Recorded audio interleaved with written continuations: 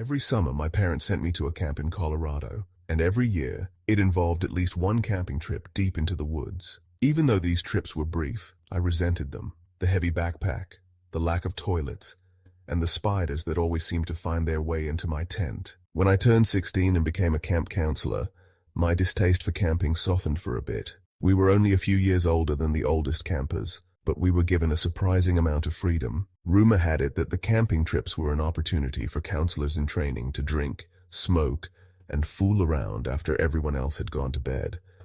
But little did I know that camping trip would end up being my last. The trip began like any other. Altogether, there were around 30 of us, 4 counselors in training, 4 main counselors, and about 20 campers, aged 13 to 14. We walked in a single-file line along the winding trails, barely hearing the sounds of nature over the chatter and laughter of the campers. After a few hours, we made our way through a dense marsh and then up a steep incline scattered with towering evergreens and aspens. I wasn't the most athletic person, so I ended up near the back of the line, along with another counselor in training named Jordan and 2 campers who were struggling to keep up. We started chatting, getting a bit distracted, and soon found ourselves lagging farther and farther behind until we could no longer see the rest of the group. At first we weren't worried and continued walking at a relaxed pace, but as time passed, I began to feel uneasy. The forest around us had changed, with dead, scorched trees stretching as far as I could see the aftermath of an old wildfire. A small, run-down cabin stood among the dead trees,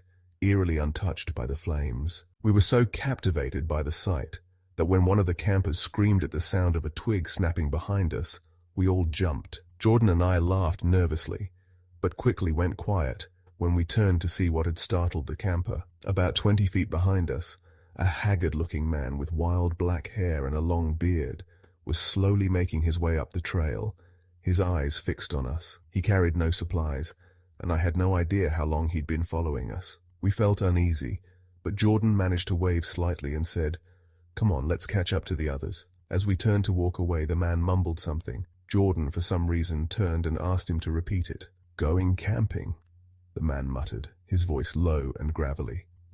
Yeah, we're going camping," Jordan replied, trying to sound casual. The man smiled slightly, then said in a dark, almost warning tone, "Better be careful." We nodded, mumbled a quick thanks, and walked away quickly, our pace picking up with each step. I glanced back once to see if he was still following us, but he just stood there, watching us until we were out of sight. When we finally caught up to the group, we told the adult supervisor about the encounter. She just shrugged it off, saying the man probably lived in the cabin. As night fell, I tried to push the encounter out of my mind and relax. The campers were all asleep, and Jordan had convinced another counselor in training from the boys' cabin to join us for a late-night smoke.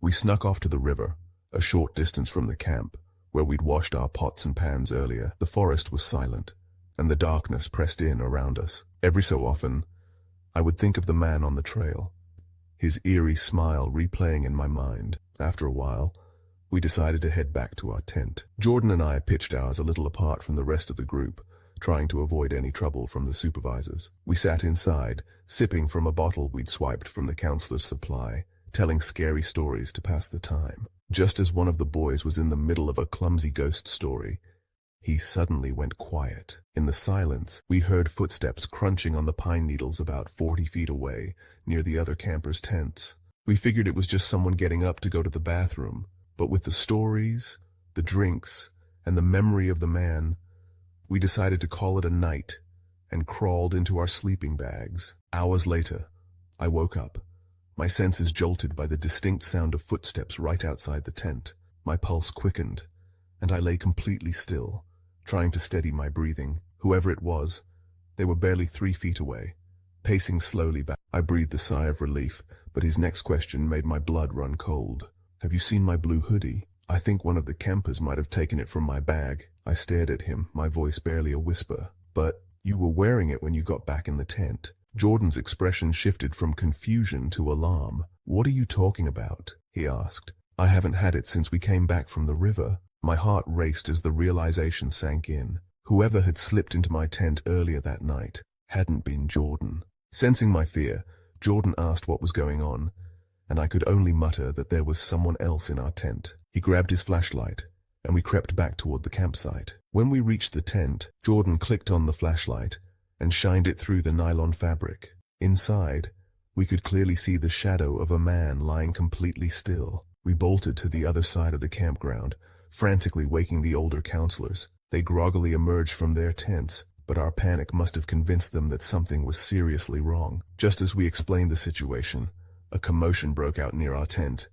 But by the time the counselors got there, they found the tent unzipped and our belongings scattered across the ground. Whoever had been there was... The counselors radioed down to the main camp to call the police, and I could tell they were as shaken as we were. None of us slept for the rest of the night. A few hours later, as dawn broke, other counselors arrived with weapons to escort us back. As we left, one of the campers noticed something odd on the trail. Jordan's blue hoodie was tied around a tree, like a marker. Needless to say, he didn't want it back. We left it there, untouched. To this day, I'm not sure if the man who snuck into our tent was the same one we met on the trail, but the memory of that face, that night, still haunts me. It was early spring 2016. I had just turned 24, and my friend and I were heading out to one of our favorite spots, Black Canyon Rim, a secluded campground just outside of Payson, Arizona. We loved coming out here to escape the city, just us, nature, and miles of wilderness. The place had always felt peaceful, almost like a sanctuary, with tall pines and rugged cliffs. This time, though, something felt different. We arrived a little later than planned, around 4 p.m. The sun was already dipping behind the mountains, casting long shadows across the campgrounds. Usually we saw a handful of people scattered near the entrance, but today only 2 families were set up close to the highway. We wanted distance to get away from the world, so we drove further in, deeper into the trees, finding a perfect spot on a hill overlooking the valley. It was breathtaking. The entire valley stretched out before us, painted in shades of twilight. We decided to skip the tent and sleep in the car. My friend would take the passenger seat. I'd stretch out in the back. Seemed easy enough, and the night was calm, or so we thought. The first night was uneventful, yet something lingered. A strange unease settled over me, an itching sensation, like we weren't alone. Now and then I heard leaves crunching just beyond our sight. I tried to convince myself it was just wildlife, deer maybe, or raccoons, but every time it sounded too deliberate, too close. The second night was different. That strange feeling was stronger. I felt like we were being watched, and the quiet around us seemed too heavy. My friend, who usually didn't need them, took a sleeping pill and drifted off, leaving me alone in the darkness. It was around 1 a.m. when I finally started feeling drowsy. I was scrolling on my phone in the back seat, half aware of the faint sounds outside, leaves crunching, then silence. Suddenly I heard it again. The crunching was closer, right outside the car. I whispered to my friend, "Did you hear that?" But she was already out, deep in sleep. I put my phone down, peering out into the night, eyes adjusting to the darkness. Silence. Just the whisper of the wind. I told myself it was probably nothing. Then, 10 minutes later, it happened. I was just starting to relax when I heard a soft, distinct tapping right on the window near my feet. Heart pounding, I lifted my phone, its glow illuminating the window, and there, pressed against the glass, were 2 hands. They were filthy, with scabbed skin and nails jagged and dark, as if they hadn't been cut in years. The hands gripped the edge of the window, fingers clawing, scratching at the glass. Behind them, a face. It was pressed up against the window, barely visible in the darkness, but I could make out hollow eyes, dark as pitch, staring straight at me. The figure's breath fogged up the glass every few seconds, shallow and raspy. I was frozen, paralyzed by terror, unable to scream, unable to move. My mind raced, questions spiraling. Who or what was this? Why weren't they running? What were they planning? Seconds felt like hours, each one more agonizing than the last. The figure just watched, unmoving, a stare so empty it felt like it was drilling into my soul. Then, after what felt like an eternity, the hands slowly unclenched, retreating back into the shadows, leaving 2 perfect, greasy prints on the glass. The figure melted into the darkness, footsteps fading into silence. For a moment I just sat there, trying to convince myself that it hadn't been real, that it was some twisted nightmare. But the handprints on the glass told me otherwise. I jolted into action, pounding on the front seat, desperately waking my friend. She was groggy and disoriented, barely processing my words. "We have to go," I whispered urgently, still scanning the trees. "There's someone out there." Without waiting for her to fully wake up, I jumped out of the car, gathered what little camping gear we'd left outside, and shoved it into the back seat, glancing over my shoulder every few seconds. My hands were shaking, breath short, my mind racing with dread. When I finally slammed the back door shut, I noticed them again, those handprints on the window, a chilling reminder of whatever had been watching us. I wiped them away instinctively, as if erasing the prints could erase the memory. But the unease stayed, thick as fog, clinging to me. I scrambled into the driver's seat, started the car and floored it, tires spinning in the dirt as we sped away. My friend was fully awake now, demanding answers, but I couldn't form the words. All I could manage was a weak someone, or something, was there. She fell silent after that, sensing the fear in my voice. We drove, putting as much distance as possible between us and that place. When we finally reached the highway, we pulled into a 24-hour diner, slumping into a booth, exhausted and shaken. In the weeks that followed, I tried to make sense of it all, replaying the events in my head, trying to rationalize it. But every time I closed my eyes, I saw those empty black eyes staring back at me. To this day, I wonder who or what it was. Maybe a wanderer from the abandoned cabin down the road, or something darker, something that calls the forest home, lurking, watching, waiting. We still go camping now and then, but never at Black Canyon Rim, and never, ever, without a tent. In 2019, my brother and I ventured deep into one of the vast forests of public land in search of game. It was remote, untouched by civilization, and so far from the nearest town that it felt like a world of its own. We were in our mid-20s, seasoned explorers, and brothers in more than blood. Brothers in 1,000 adventures across deserts, mountains, and caves. But nothing we'd faced could have prepared us for this. We arrived late, too tired to do more than set up our tents. One for me, one for him, and a third for our gear. As the stars took over the sky, we cooked, shared a few laughs, and settled in for what we expected to be an uneventful night in the wilderness. But as dawn approached, I was pulled from my sleep by a strange noise. Something was hitting my tent. Groggy, I heard my brother calling my name, his voice low and urgent. There was something in his tone that froze me. I knew something was terribly wrong. I tried to ask what was going on, but he just squeezed my shoulder, his eyes wild, darting around like he was searching for something just outside. And then, we heard it. It was like nothing I'd ever heard before. Whale-like calls echoing through the forest, but louder, more intense, and unearthly. The sounds filled the air, vibrating through every inch of the ground, through our bodies. High-pitched squeals, deep guttural groans, and everything in between. We could feel it in our bones, as if the forest itself was alive and screaming. We sat there paralyzed, not daring to speak. I wanted to move, to run, but my body wouldn't respond. It was as if the sound had us in a trance, holding us captive in the dark grip of its terrible music. My skin felt electric, like my entire body was buzzing with an energy I couldn't escape, like 1,000 ants crawling under my skin. I thought about recording it, proving to myself later that this was real, but I couldn't. It felt wrong, almost disrespectful, as if I'd anger whatever was out there by trying to capture its voice. So we sat waiting, just waiting for it to stop. It felt like hours, though in truth it was only minutes. And then, as quickly as it began, it was over. The silence that followed was almost worse. A silence so thick it felt like the forest was holding its breath, waiting for something else to happen. And then the rain came, torrential and angry, battering our tents as the wind howled through the trees. Our tent stakes, driven deep into the ground with an axe, were torn up, ripped from the earth as if by some unseen force. Both our tents were nearly flattened, tossed and turned as we scrambled to hold them down. It was chaos.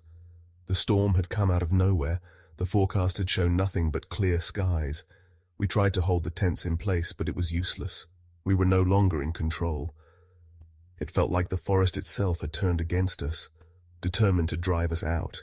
When it was finally over, my brother dismissed it, saying it was probably just machinery in the distance, or maybe an animal. But I knew.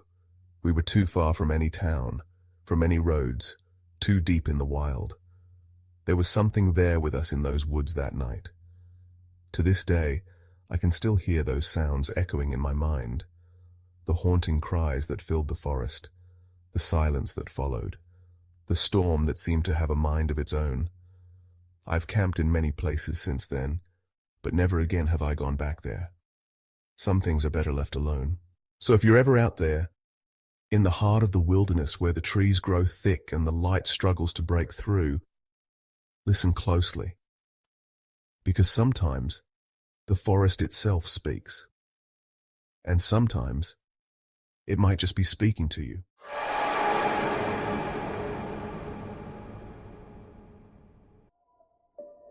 It was early spring, 2016. I had just turned 24, and my friend and I were heading out to one of our favorite spots, Black Canyon Rim, a secluded campground just outside of Payson, Arizona. It was the kind of place that felt untouched, like stepping into a world where time moved differently. Every time we visited, the tall pines and sweeping cliffs felt like a peaceful sanctuary. But this time, something was different. We arrived later than planned, around 4 p.m.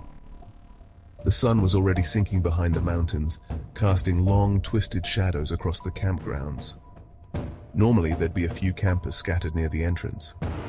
Today, though, we only saw 2 families, and both were set up near the highway as if they didn't dare go further.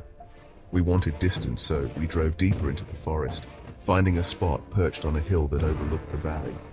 The view was breathtaking, with the valley stretched out below us, painted in shades of twilight. We decided to skip the tent and sleep in the car. My friend took the passenger seat, and I stretched out in the back. The night felt calm and quiet, at least at first. The first night passed without any big events, but a strange feeling lingered in the air. There was this nagging unease, like an itch you can't quite reach. Now and then, I'd hear leaves crunching just beyond our view.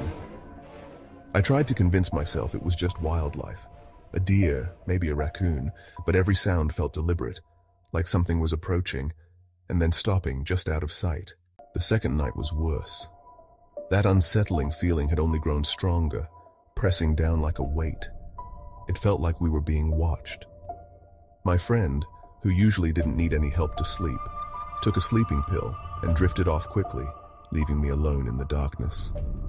Around 1 a.m., I started to feel drowsy myself. I was lying in the back, scrolling through my phone, half listening to the faint rustle of the leaves outside. And then, silence. For a while, nothing stirred. But suddenly, there it was again. The sound of crunching leaves. Closer this time, like it was right outside the car. I nudged my friend, whispering, "Did you hear that?" But she was out cold, dead to the world. I put my phone down and strained my eyes, peering out into the night, trying to see something, anything. The forest was still, the silence thick and heavy. I told myself it was probably just my imagination, maybe a trick of the dark. 10 minutes passed, and I was starting to relax when I heard it. A soft, deliberate tapping. The sound was coming from the window right near my feet. My heart pounded as I reached for my phone, its glow casting a dim light on the glass. And there, pressed up against the window, were 2 hands. They were dirty, skin-scabbed, and fingers twisted with nails that looked like they hadn't been cut in years. The hands gripped the window, fingers scraping against the glass, almost like they were trying to claw their way in. I froze, barely breathing. Behind those hands was a face. It was pressed so close that I could make out hollow, dark eyes staring straight at me. The figure's shallow, raspy breaths fogged up the glass in slow, ghostly puffs. I was paralyzed, locked in place by sheer terror. My mind raced with questions. Who was this? What did they want? Why weren't they saying anything, just staring? Every second felt like an hour, each heartbeat louder than the last. The figure didn't move, just kept watching, those empty eyes drilling into me, almost like they could see right through my skin. And then, slowly, the hands unclenched, slipping away into the darkness, leaving 2 greasy prints smeared on the glass. The figure backed away, disappearing into the trees without a sound, as if it had melted into the shadows. I stayed frozen for a long moment, trying to process what I'd just seen, trying to convince myself it was just a nightmare. But those handprints on the window were all too real. Panicking, I jolted forward and shook my friend awake. She was groggy, struggling to understand my frantic words. "We have to leave," I whispered, my voice shaking. "There's someone out there." Without waiting for her to fully wake up, I threw myself out of the car, quickly grabbing the few things we'd left outside, shoving them into the back seat as I constantly looked over my shoulder. My hands shook as I stuffed everything in, dread gnawing at me with every passing second. When I finally slammed the door shut, I saw them again. The handprints, smeared and sinister, like a silent warning. I wiped them away instinctively, almost hoping that if I erased the marks, I could erase the memory too. But the fear lingered, thick and cold. I scrambled into the driver's seat, started the car and floored it, kicking up a cloud of dust as we tore out of there. My friend, now fully awake, demanded to know what happened, but I couldn't find the words. All I could manage was a shaky whisper. Someone or something was watching us. She fell silent, her face pale as she realized the fear in my voice was real. We drove until we reached the highway, finally pulling into the safety of a 24-hour diner. We stumbled inside, sinking into a booth, both of us shaken and exhausted. For the next few weeks, I couldn't get those empty, staring eyes out of my head. Every time I closed my eyes, I saw that face, those filthy hands scratching at the window as if they wanted something, as if they were waiting. To this day, I still wonder who, or what, that figure was. Maybe a stray wanderer from an abandoned cabin down the road, or something darker, something that belonged to the forest itself. We still go camping sometimes, but never at Black Canyon Rim. And now, we always bring a tent.